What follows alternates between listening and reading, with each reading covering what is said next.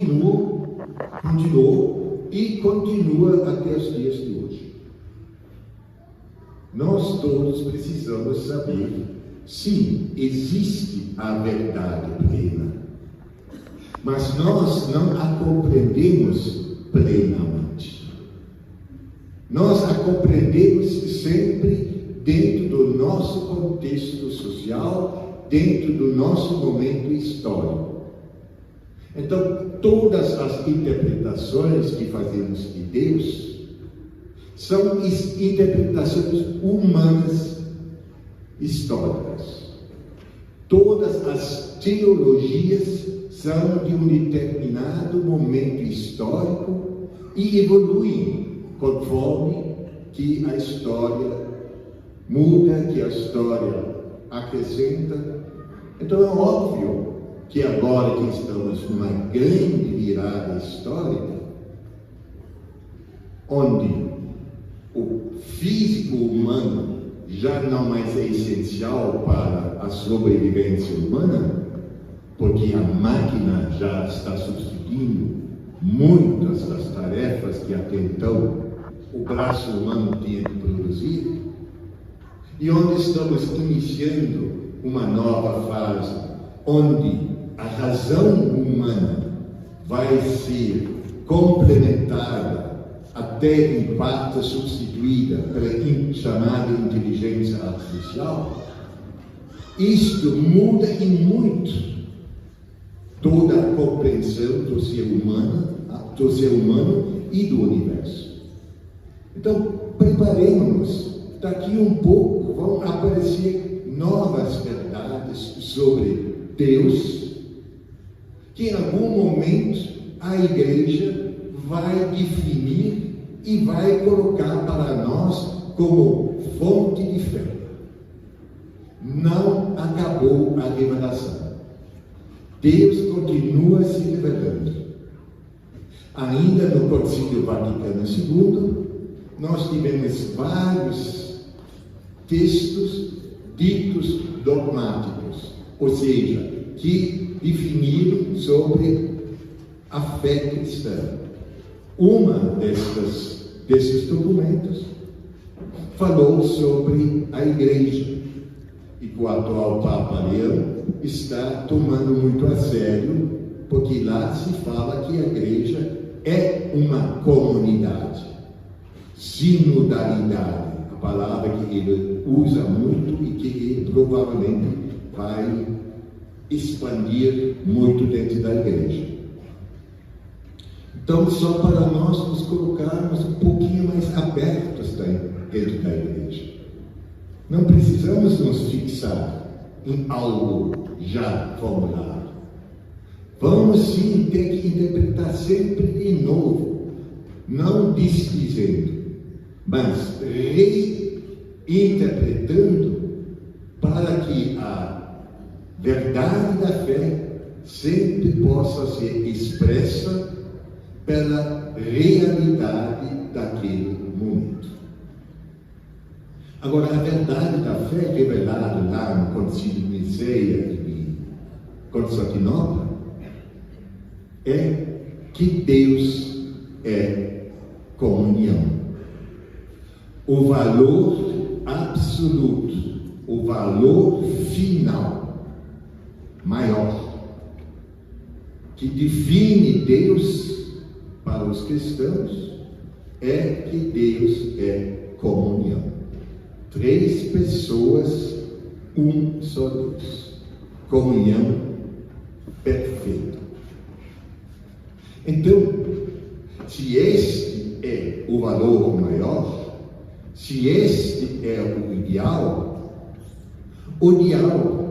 não é a liberdade humana. A liberdade humana é meio, não é fim. Mais uma vez, a liberdade humana é meio, não fim. E qual é essa necessidade de existir este meio da liberdade humana? Não existe amor sem liberdade. Fazer o bem ao outro por obrigação, se entregar ao outro por obrigação, não é amor. Aí é submissão, é outra coisa. Então, para poder existir amor, precisa ter liberdade. E, por sua vez, o amor é o meio necessário para construir comunhão. Não existe comunhão sem entrega. Então, o amor é também meio e não fim. O fim sempre é comunhão. Isto que é a base doutrinal do cristianismo, além da encarnação e ressurreição, morte salvadora de Jesus de Nazaré. Mas é esse o núcleo da nossa fé. Então, eu rezo a Deus e Deus me atende, eu a Deus. Desculpe, mas isso não é cristão. Pode ser outra religião. No cristianismo não, porque cristianismo é comunhão, e não comunhão entre duas. Comunhão sempre é comunidade. Deus é 3, não é 2.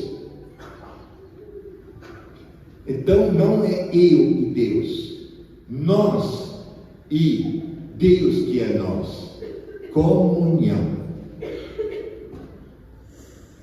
Isto é uma doutrina que o Espírito Santo revelou lá nos anos 300, mas eu acho que ele revelou mal. Não conseguiu revelar muito bem. Porque até hoje, esta doutrina ficou no papel e não foi vivida. Onde hoje a igreja vive comunhão. O Senhor se sente realmente, ou percebe-se em comunhão com quem está sentado aqui?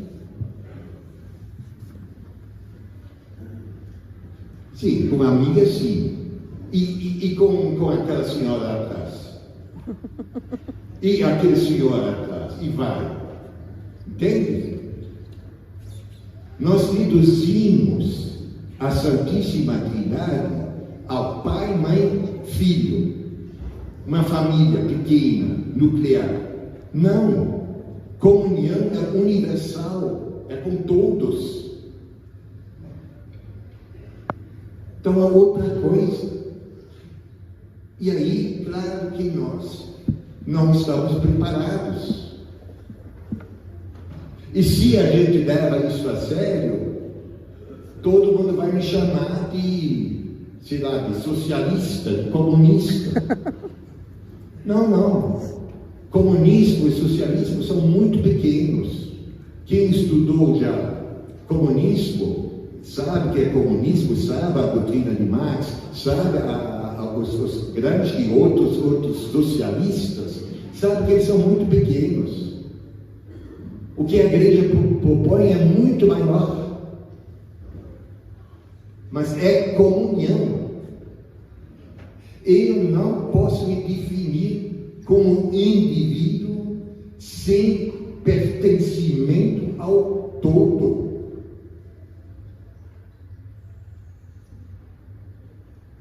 E aí lhe pergunto, senhor procurador, o senhor realmente se sente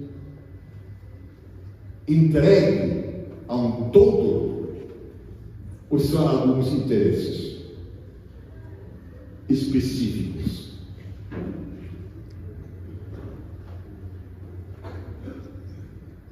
Eu tive agora umas semanas viajando, visitando várias casas nossas. Entre elas, estive no Rio de Janeiro, no nosso convento lá no Lago da Carioca, e em agradecimento pela boa recepção, então eu resolvi uma noite levar os meus confrades, tomar um chopinho lá no Amarelinho, cerâmica. E na volta, a Praça Carioca toda já estava vazia.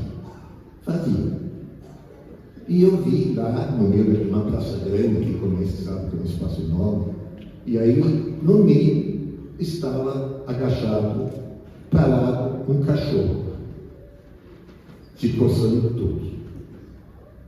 E quando chegamos mais perto, eu vi que não era um cachorro, era uma senhora agachada, se coçando e se batendo na cabeça. Aí o Frei José Francisco, que estava conosco, disse: vamos lá para casa e eu vou ficar aqui. Aí fomos mais um passo, eu resolvi então ficar sentado num banco um pouco longe, mas observando a situação. Ele, era 11 e pouco da noite, ele sentou ao lado dela, não falou uma palavra sequer, ficou sentado. Mais de 3 horas. Aí, pelos tantos, às 2 da manhã, acho que era, ele levantou o braço e colocou o braço no ombro dela, e aí ela inclinou a cabeça no ombro dele. E aí levou mais um tempão. De repente ela deu um pulo, pegou o saco dos pertences dela, jogou nas costas e foi rapidinho assim, embora. E o Frei então veio também lá perto de mim, e aí perguntei: e aí? Ele falou: não, tudo bem, ela já está pronta, ela vai agora para o abrigo dos sem terra, que fica aqui na sede nossa, que nós cuidamos lá na 7 de setembro, e está tudo bem, vamos dormir. Ele resolveu o problema dessa mulher? Não, ela continua doente, ela continua sem terra, ela continua a situação dela. Porque ele não é onipotente para resolver a situação. Mas ele viveu durante 4 horas, 3, 4 horas, comunhão com esta mulher. Ali se realizou Santíssima Trindade. Sem ela falar, sem ele falar. Comunhão é isto. Não precisa fazer milagres. Não precisa apresentar soluções fantasiosas que muitas vezes nós não temos. Mas eu posso ter um gesto de empatia verdadeira com este outro, com esta outra, e sim viver comunhão.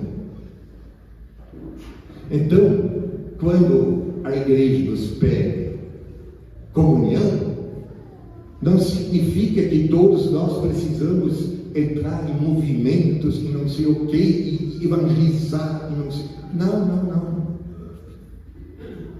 Esta atitude fundamental deste meu contrato de não ir dormir, mas se sentar ao lado desta senhora e reconhecer nela que ela não é um cachorro, mas ela é uma pessoa humana. Não, ela não é uma qualquer, ela é uma senhora. Esta atitude, sim, é cristã. E essa atitude, nós todos precisamos aprender.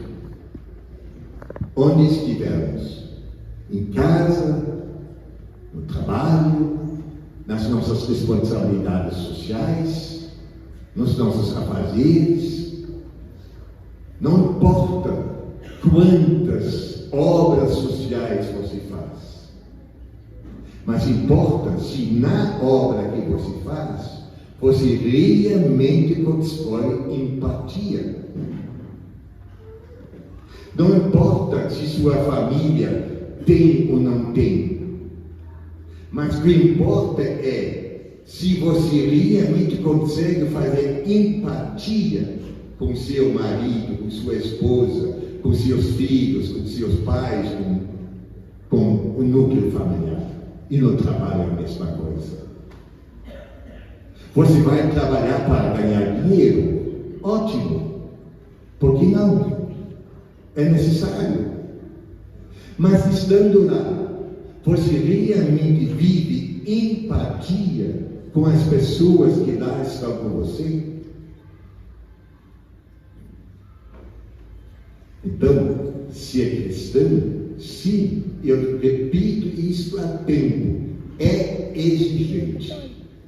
E não tem nada a ver com umas rezas decoradas que a gente faz toda hora, de manhã, de noite, não sei quanta coisa.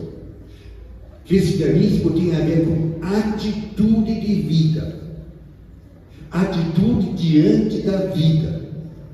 E esta atitude, a partir da liberdade, colocar a liberdade a serviço do amor para construir empatia, ou seja, com.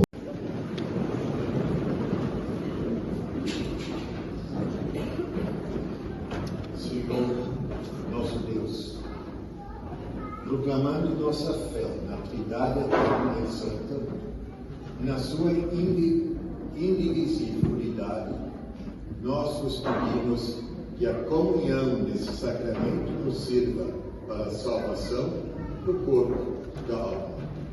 Cristo nosso Senhor. Amém. O Senhor esteja convosco. Ele está no meio de nós. Que o Senhor vos abençoe e vos guarde. Mostre sua face e se compadeça de vós. Ouve seu rosto para vós, vos dê a paz. Que o Senhor vos abençoe, em nome do Pai, do Filho e do Espírito Santo. A liberdade é meio. O amor é meio para nós construirmos comunhão. E de paz, que o Senhor nos acompanhe. Graças a Deus.